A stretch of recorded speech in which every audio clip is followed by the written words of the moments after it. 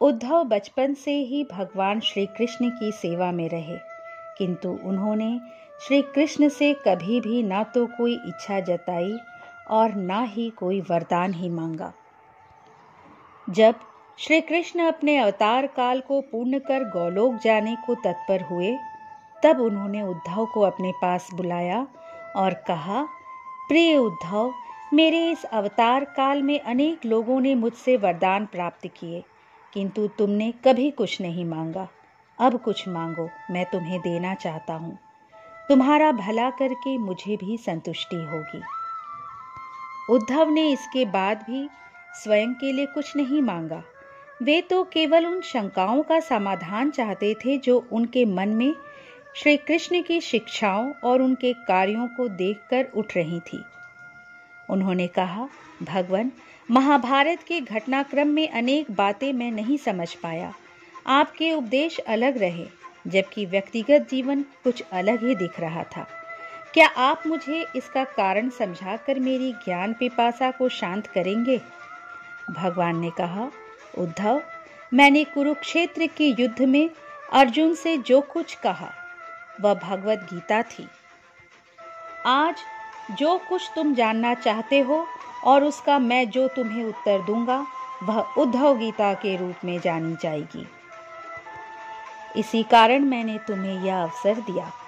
तुम बेझिझक पूछो।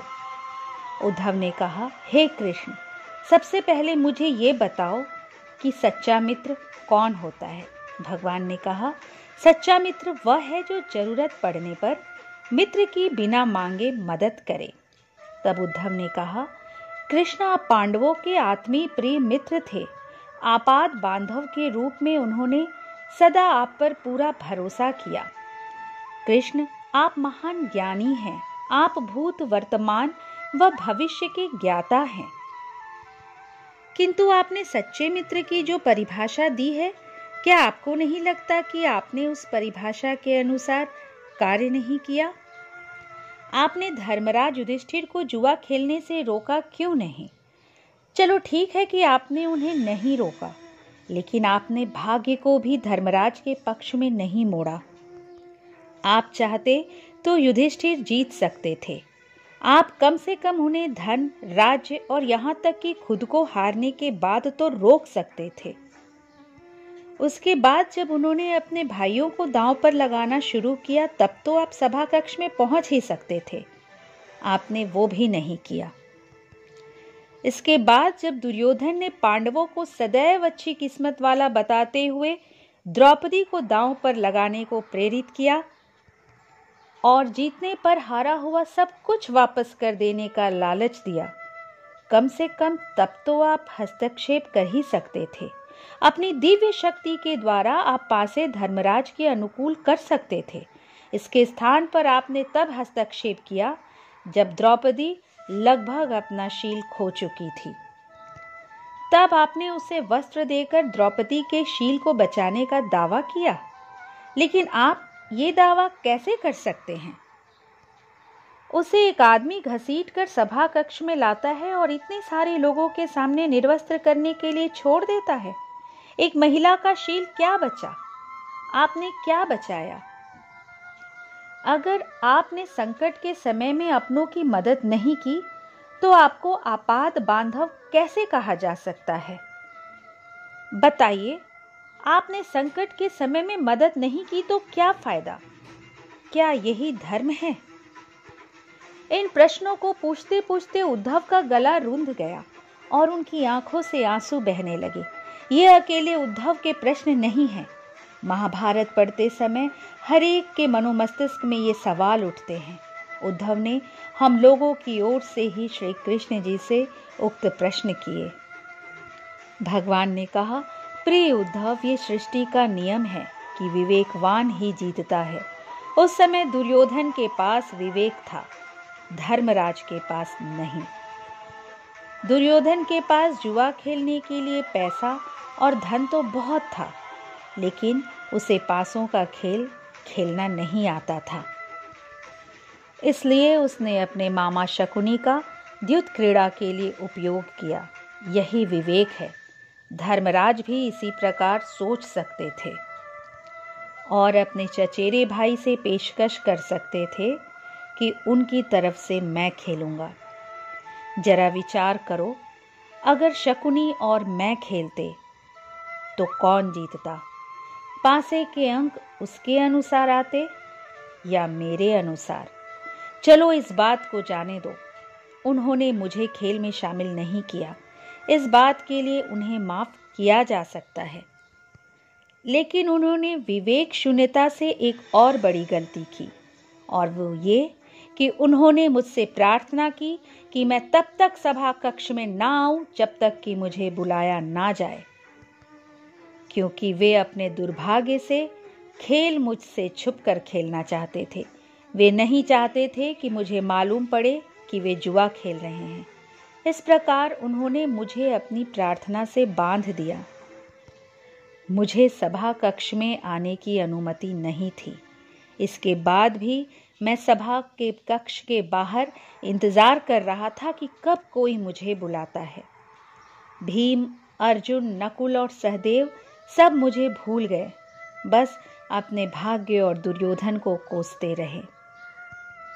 अपने भाई के आदेश पर जब दुशासन द्रौपदी को बाल पकड़कर घसीटता हुआ सभा कक्ष में लाया, द्रौपदी अपने सामर्थ्य के अनुसार उससे जूझती रही। तब भी उसने मुझे नहीं पुकारा। उसकी बुद्धि तब जागृत हुई जब दुशासन ने उससे निर्वस्त्र करना प्रारंभ किया। जब उसने स्वयं पर निर्भरता छोड़कर हरि हरि अभ्यम कृष्णा अभ्यम की गुहार लगाई, तब मुझे उसके शील की रक्षा का अवसर मिला। जैसे ही मुझे पुकारा गया, मैं अविलंब पहुंच गया। अब इस स्थिति में मेरी गलती बताओ। उद्धव जी ने कहा, कान्हा, आपका स्पष्टीकरण प्रभावशाली अवश्य है, किंतु मुझे पूर्ण संतुष्टि नहीं हुई। क्या मैं एक और प्रश्न पूछ सकता हूँ? भगवान ने कहा, निसंदेह पूछो। उद्धव जी ने कहा, इसका अर्थ ये हुआ कि आप तभी आओगे जब आपको बुलाया जाएगा। क्या संकट से घिरे अपने भक्त की मदद करने आप स्वतः नहीं आओगे? भगवान ने कहा, उद्धव, इस सृष्टि में हर एक का जीवन उसके स्वयं के कर्म फल के आधार पर संचालित होता है। न तो मैं इसे चलाता हूँ और न ही इसमें कोई हस्तक्षेप करता हूँ। मैं केवल एक साक्षी हूँ। मैं सदैव तुम्हारे नजदीक रहकर जो हो रहा है उसे देखता हूँ। यही ईश्वर का धर्म है। उद्धव जी ने कहा, बहुत अच्छा कृष्ण, तो इसका अर्थ ये हुआ कि आप हमारे नजदीक खड़े रहकर हमारे सभी दुष्कर्मों का निरीक्षण करते रहेंगे। हम पाप पर पाप करते रहेंगे और आप हमें साक्षी बनकर केवल देखते रहेंगे। आप क्या चाहते हैं कि हम भूल करते रहे, पाप की गठरी बांधते रहें और उसका फल भुगतते रहें? भगवान ने कहा, उद्धव, तुम शब्दों के गहरे अर्थ को समझो। जब तुम समझकर अनुभव कर लोगे कि मैं तुम्हारे नजदीक साक्षी के रूप में हर पल हूं, तो क्या तुम कुछ भी गलत या बुरा कर सकोगे? तुम निश्चित रूप से कुछ भी बुरा नहीं कर सकोगे। जब तुम ये भूल जाते हो और ये समझने लगते हो कि मुझसे छुपकर भी कुछ कर सकते हो, तभी तुम मुसीबत में फंसते हो। धर्मराज का अज्ञान ये था कि उसने माना कि वो मेरी जानकारी के बिना जुआ खेल सकता है। अगर उसने ये समझ लिया होता कि मैं प्रत्येक के साथ हर समय साक्षी के रूप में उपस्थित हूं, तो क्या खेल का रूप कुछ और नहीं होता? उद्धव जी ने कहा, प्रभु, कितना गहरा दर्शन है, कितना महान सत्य।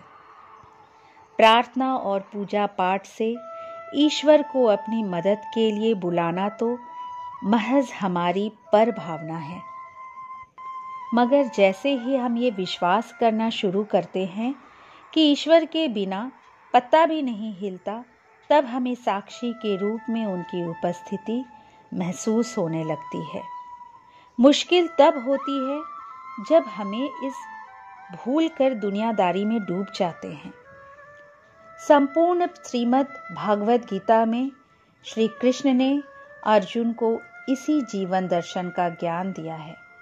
दोस्तों, सारथी का अर्थ है मार्गदर्शक। अर्जुन के लिए सारथी बने श्री कृष्ण वस्तुतः उसके मार्गदर्शक थे। वो स्वयं के सामर्थ्य से युद्ध नहीं कर पा रहा था, लेकिन जैसे ही अर्जुन को परम साक्षी के रूप में भगवान कृष्ण का एहसास हुआ, वो ईश्वर की चेतना में विलीन हो गया। ये अनुभूति थी शुद्ध, पवित्र, प्रेम में आनंदित